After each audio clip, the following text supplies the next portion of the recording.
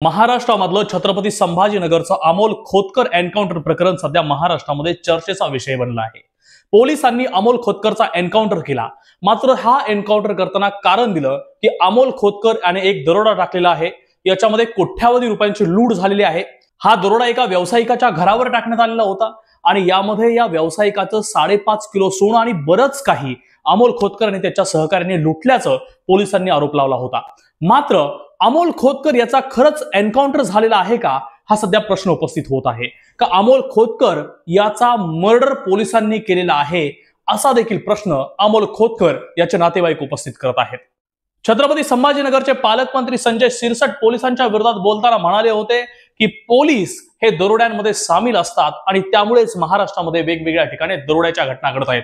विशेष करून छत्रपती संभाजीनगरमध्ये ज्या दरोड्याच्या घटना घडत आहेत यामध्ये पोलिसांचा हात आहे, यामध्ये पोलीस देखील सामील असल्याचे आरोप पालकमंत्र्यांनी केले होते। आणि त्याच्या दुसऱ्याच दिवशी अमोल खोतकरचा एन्काउंटर होतो। पोलिसांनी स्वतःला वाचवण्यासाठी हा एन्काउंटर तर केला नाही ना, असा देखील प्रश्न महाराष्ट्रामध्ये विचारला जात आहे।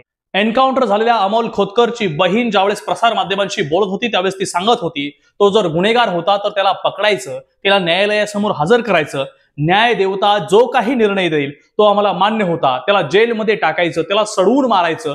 परंतु अशा प्रकारे पोलिसांनी हा एन्काउंटर केलेला फेक एन्काउंटर केलेला आहे।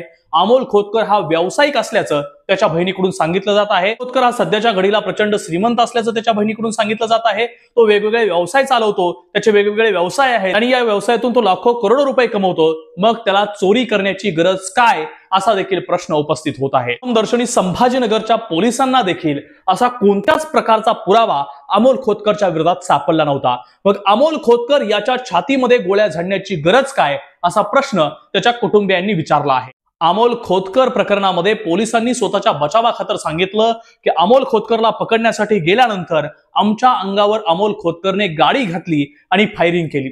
याच पोलिसांच्या बचावावर प्रत्युत्तर देताना त्याची बहीण सांगते की अमोल खोतकर याच्याकडे कोणत्याही प्रकारचं वेपन नव्हतं, असं स्वतः पोलिसांनी मीडियाला बाईट देताना सांगितलेलं आहे। मग आता त्याच्याकडे वेपन कुठून आलं? जर त्याच्याकडे वेपनच नव्हतं तर त्याने फायर कुठून केला, असा देखील प्रश्न उपस्थित होत आहे। खोतकर याची बहीण पुढे बोलताना सांगते की तो गेल्या 1 महिन्यापासून आम्हाला घरी सांगत होता माझी कुणीतरी सुपारी देणार आहे, ज्या दिवशी मी घरी येणार नाही त्या दिवशी तुम्ही असं समजावं की माझी कुणीतरी सुपारी देऊन माझा मर्डर झालेला आहे। त्यामुळेच अमोल खोतकरचे नातेवाईक हा प्रश्न उपस्थित करत आहेत की पोलिसांनीच तर ही सुपारी घेतली नव्हती ना। त्याचा एन्काउंटर केल्यानंतर पोलीस त्याच्या घरी गेले, पोलिसांनी संपूर्ण घराची झडती घेतली, मात्र पोलिसांना काहीही न मिळाल्याचं सांगितलं जात आहे।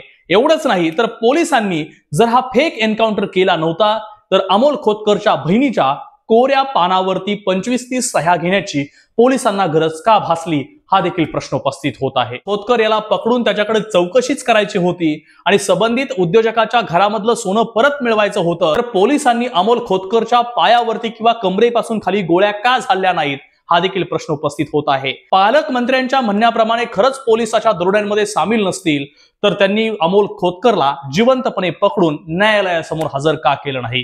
अमोल खोतकर याचा एन्काउंटर करणं हे पोलिसांचं षडयंत्र आहे का, असा देखील प्रश्न उपस्थित होत आहे। आता अमोल खोतकरच्या कुटुंबियांनी या प्रकरणामध्ये सीबीआय एन्क्वायरी करण्याची मागणी केली आहे। मग नक्की अमोल खोतकर प्रकरणामध्ये सीबीआय एन्क्वायरी होणार आहे का? महाराष्ट्र सरकारने सीबीआय एन्क्वायरी न करता याचा तपास सीआयडी कडे देण्यात आलेला आहे। त्यामुळे येणाऱ्या काळात सीआयडीला या एन्काउंटर प्रकरणामध्ये काय काय पुरावे सापडतात हे देखील पाहणं महत्त्वाचं ठरणार आहे। त्यामुळे येणाऱ्या काळात महाराष्ट्र सरकार या प्रकरणामध्ये नक्की काय भूमिका घेत आहे, की पोलीसच स्वतः न्यायाधीशाची भूमिका बजावणार आहेत, हे देखील पाहणं महत्त्वाचं ठरणार आहे। तोपर्यंत तुम्ही पाहत राहा ER न्यूज मराठी। धन्यवाद।